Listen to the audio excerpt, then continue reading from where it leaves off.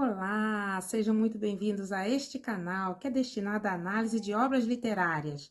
Na videoaula de hoje, eu, a professora Dirce, vou falar sobre 3 crônicas da obra As Mentiras que os Homens Contam, de Luiz Fernando Veríssimo. Lembrando que esta obra é indicada para o primeiro exame de qualificação da UERJ 2025. E o que você precisa saber sobre as crônicas do Veríssimo?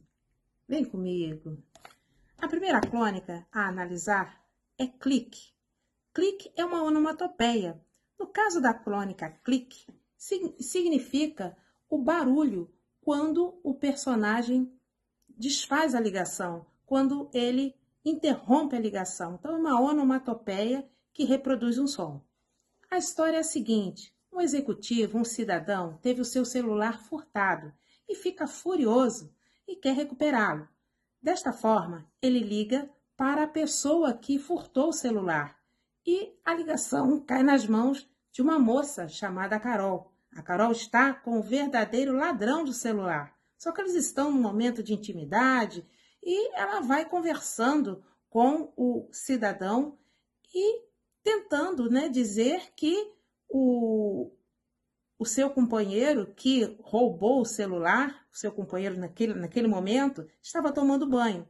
Com isso, o cidadão executivo vai ficando furioso e ele começa a usar de algumas palavras nada carinhosas, para se referir ao ladrão do celular. Ele o chama de safado e a Carol desliga e faz clique. Desliga a ligação, interrompe a ligação e faz clique. O cidadão não se conforma e, mais uma vez, liga para o próprio número e pede para falar com o cara que pegou o seu celular. E a cada vez que ele liga, ele vai dando um nome. Uma hora ele fala que se chama Taborda, outra hora ele fala que se chama, ele esquece e fala Tobias, depois ele fala Torquato. E ele tenta, sem sucesso, recuperar o celular que foi parar nas mãos de um tal de Amleto.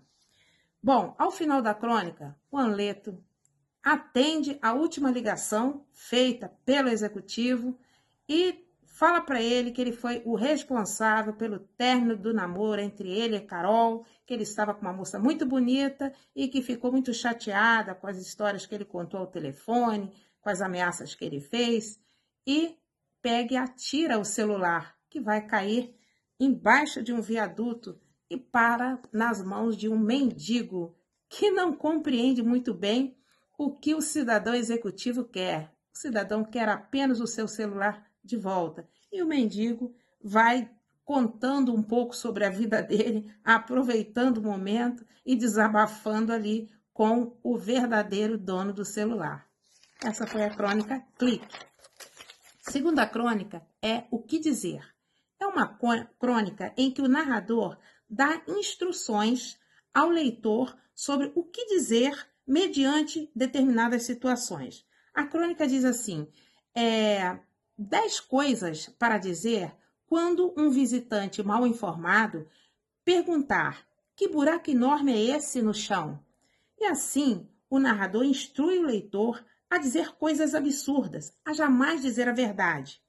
Depois, ele coloca uma outra situação, 5 coisas para dizer quando seu filho menor chegar em casa e quiser saber pela ordem o que significam contrato de risco, dívida externa e sexo. Então, o narrador vai instruindo o leitor a desconversar, a dizer para o filho: pergunta para sua mãe, depois volta aqui para me contar. E dessa forma ele vai se esquivando de dizer a verdade. Também ele vai colocando coisas familiares ali no meio da situação, ele exemplifica com situações ali em que a mãe pede um dinheiro, ele exemplifica com a situação da minhoca e, por fim, ele pergunta ao filho: com quem você está andando? E a crônica é Exéquias, que significa cerimônia de honras fúnebres.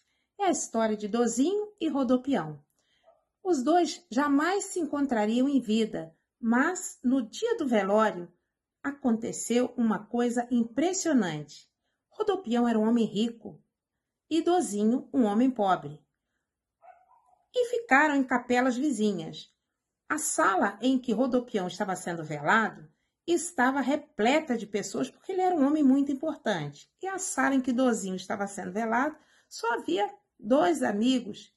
Aí aparece no meio da história um grande amigo de Dozinho, o Magarra. E Magarra consegue inverter a situação. Ele começa a criar fama para o Dozinho, a mentir sobre a origem de Dozinho. Chama o Dozinho de Cardoso, fala que Dozinho era o autor da Lei Cardoso, que Dozinho é um inventor do raio laser. Então ele dá importância ao seu amigo e de uma forma tão convincente que as pessoas que estavam velando Rodopião passam para o outro lado da sala, fazendo com que o velório de Dozinho fique mais grandioso, fique mais repleto de pessoas curiosas, né?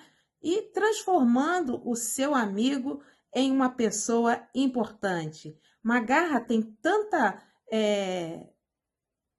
eloquência quando fala que ele tem um poder de convencimento tão grande que consegue transformar o seu amigo em alguém muito importante, atraindo a atenção de todos e o transformando em uma pessoa realmente importante. Como ele diz, uma grande perda. Então, por hoje é só, pessoal. Curtam este vídeo, compartilhem e deixem suas perguntas nos comentários. Até a próxima!